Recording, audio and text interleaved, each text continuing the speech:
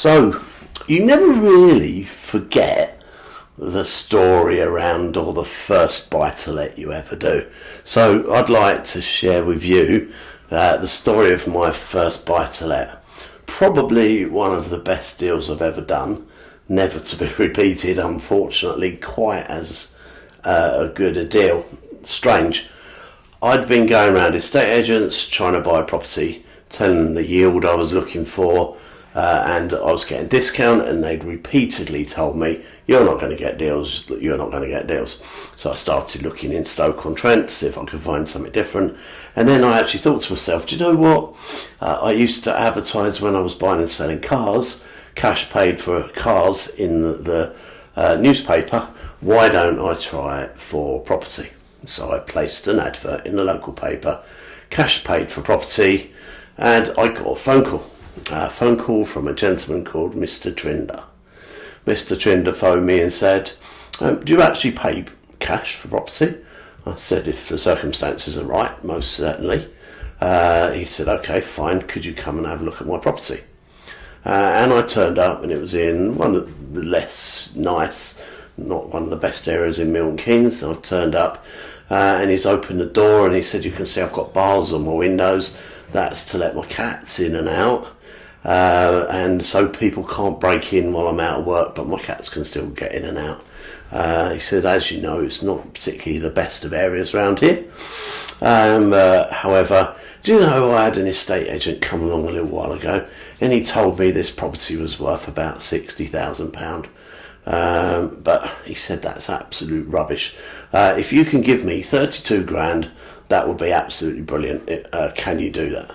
So I'm like, yeah, I'm pretty sure we can do that. Now, it wasn't easy to get a mortgage because it was an ex-local authority property, but it was the ground floor of a 3-storey block of flats. Look a little bit like the Pentagon, so if anyone knows Milton Keynes, you'll know exactly where it is. And then he showed me the kitchen bit, a tiny little kitchen in the bathroom bit, and he's gone, do you know what, it needs a new kitchen and it needs a new bathroom.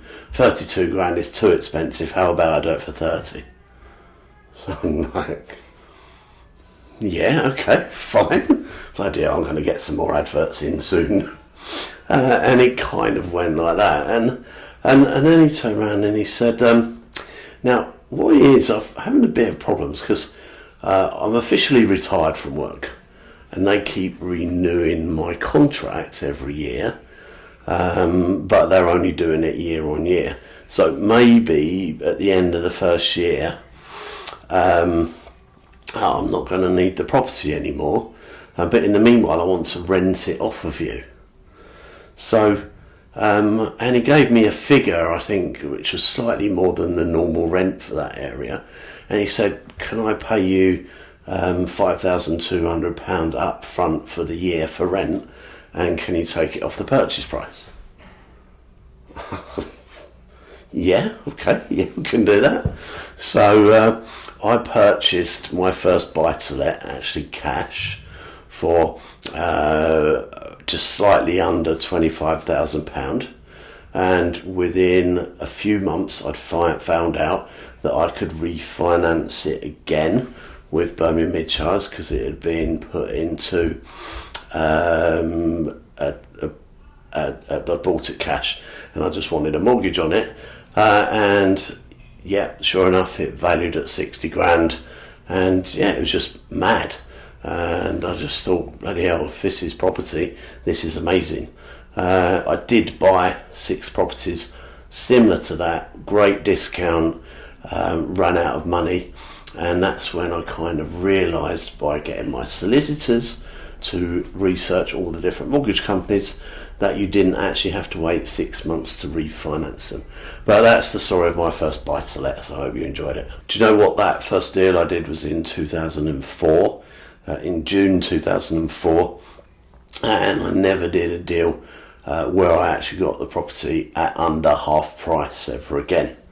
I came close to it a few times, and the discount was greater than the 30 grand, but I never ever did a deal at less than half price again.